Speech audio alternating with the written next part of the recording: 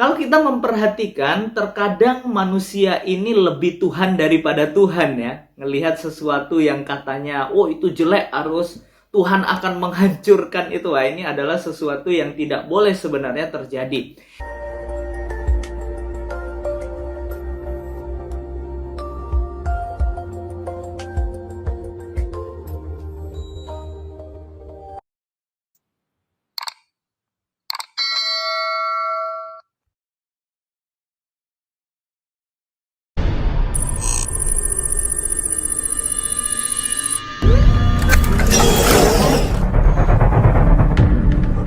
Shalom saudara, salam damai sejahtera dalam kasih Kristus bagi kita.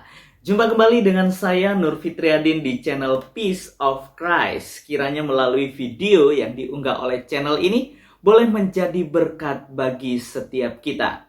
Nah, dalam video kali ini saya akan membahas tentang Bali, yaitu yang kita kenal dengan Pulau Dewata, dengan beraneka ragam kekayaan alam yang Tuhan berikan bagi kota ini dan keindahan alamnya yang luar biasa.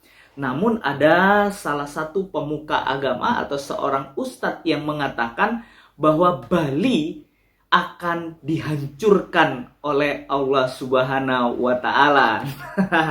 Ya, sebelum saya jauh membahas bagian ini, saya mau bertanya dulu bagaimana teman-teman, saudara seiman yang ada di Bali. Silahkan teman-teman boleh menulis di kolom komentar apa kabarnya teman-teman yang ada di sana. Kiranya teman-teman boleh tetap aman dalam perlindungan Tuhan. Ya, Pulau Dewata dengan penuh keanekaragaman yang Tuhan berikan, yang Tuhan ciptakan di kota Bali ini akan dihancurkan oleh Allah Subhanahu wa Ta'ala, kata salah satu pemuka agama atau seorang ustadz. Mari kita simak video ini. Demi Allah, coba perhatikan baik-baik kata-kata saya ini. Saya bukan mengancam dan bukan mendoakan yang buruk-buruk. Bali pasti Allah hancurkan dan Allah tenggelamkan karena perbuatan dosa di sana sudah sangat-sangat keterlaluan. Jika pemerintah di sana tidak segera menghentikan dan menutup maksiat-maksiat itu dan tidak tobat secara massal, maka tidak ada tempat untuk mereka melanjutkan kehidupan di Bali. Maaf Pak Ustadz, kami orang Bali mau bertanya, kenapa Aceh yang ditenggelamkan oleh tsunami besar? Bukankah Aceh itu adalah kota Serambi Mekah? Jika Tuhan menenggelamkan sebuah pulau karena banyak dosa di pulau tersebut, artinya menurut Pak Ustadz, dosa yang ada di Aceh itu sudah sangat keterlaluan, sampai-sampai Allah menenggelamkannya dengan tsunami besar. Benarkah begitu menurut Pak Ustadz? Ya, jelas sekali dalam videonya Bapak Ustadz ini mengatakan bahwa Pulau Bali, Pulau Dewata itu akan dihancurkan oleh Allah Subhanahu wa Ta'ala karena penuh dengan kemaksiatan. Nah, saya jadi teringat bagaimana peristiwa Yunus waktu itu ketika diutus ke Niniwe. Yaitu kita tahu bahwa Niniwe adalah kota yang bejat, kota yang begitu banyak kejahatan di dalamnya. Namun Tuhan mengutus Yunus untuk melihat kota itu dan memberitakan kebenaran di kota Niniwe. Meskipun pada waktu itu Yunus sempat menolak apa yang diperintahkan oleh Tuhan, karena Yunus mengerti dengan betul kota itu adalah kota yang jahat. Dia tidak mau diutus ke sana.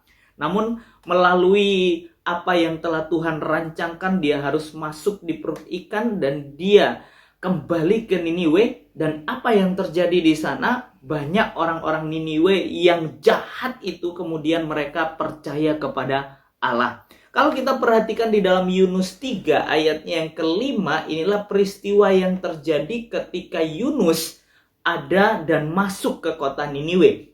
Dalam Yunus 3 ayat yang kelima, Alkitab mencatat, orang Niniwe percaya kepada Allah, lalu mereka mengumumkan puasa, dan mereka, baik orang dewasa maupun anak-anak, mengenakan kain kabung. Wah, kita melihat di sini bahwa kota yang jahat, kota yang bejat di situ, tapi diubahkan oleh Tuhan, sehingga Tuhan tidak menunggang-balikkan kota ini. Wow, kalau kita memperhatikan bagaimana statement yang diucapkan oleh salah seorang pemuka agama atau seorang ustadz ini bagi Pulau Dewata, itu seharusnya tidak layak menurut saya untuk diucapkan. Apalagi itu adalah seorang pemuka agama. Wah, itu adalah sesuatu yang tidak boleh diucapkan. Nah, kalau kita memperhatikan, terkadang manusia ini lebih Tuhan daripada Tuhan ya. Ngelihat sesuatu yang katanya, oh itu jelek, harus Tuhan akan menghancurkan itu. Wah, ini adalah sesuatu yang tidak boleh sebenarnya terjadi. Kita akan melihat apa sih pesan Alkitab bagi orang-orang yang tinggal di kota di mana yang telah Tuhan percayakan bagi orang itu untuk tinggal. Mari saya mengajak kita untuk memperhatikan dalam Yeremia 29 ayatnya yang ke-7. Alkitab dengan jelas mencatat bahwa usahakanlah kesejahteraan kota kemana kamu aku buang. Dan berdoalah untuk kota itu kepada Tuhan. Sebab kesejahteraannya adalah kesejahteraanmu. Wah, ini adalah sesuatu perintah yang luar biasa yang diberikan oleh Tuhan kepada Yeremia, tentunya bagi setiap kita yang percaya kepada Yesus Kristus, yang mengakui keberadaan Tuhan.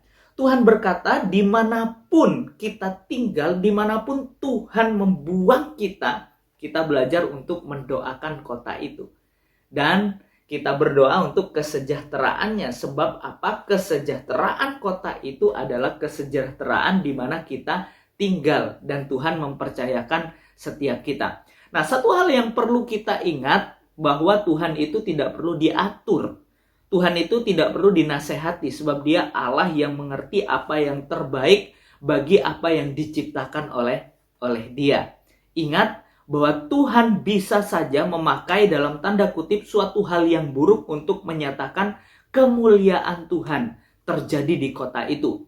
Ingat bahwa kembali ke kisah Yunus tadi, kota yang jahat, Niniwe, yaitu kota yang bejat, tapi bisa dipakai Allah untuk pertobatan. Boleh percaya kepada Yesus Kristus, Tuhan Sang Juru Selamat. Ya, saya yakin dan percaya bahwa di balik segala sesuatu yang dalam tanda kutip jahat di mata manusia, Tuhan bisa mengubah itu menjadi kebaikan sesuai dengan rencana dan kehendak Tuhan.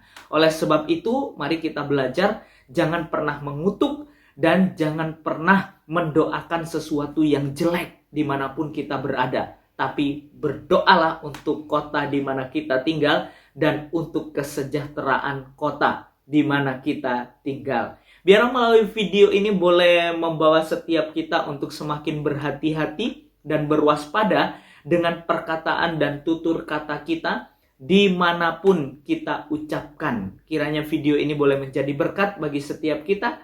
Salam yang ada di Bali, salam sehat selalu. Kiranya yang ada di sana boleh tetap aman dalam perlindungan Tuhan. Tuhan Yesus memberkati. God bless you.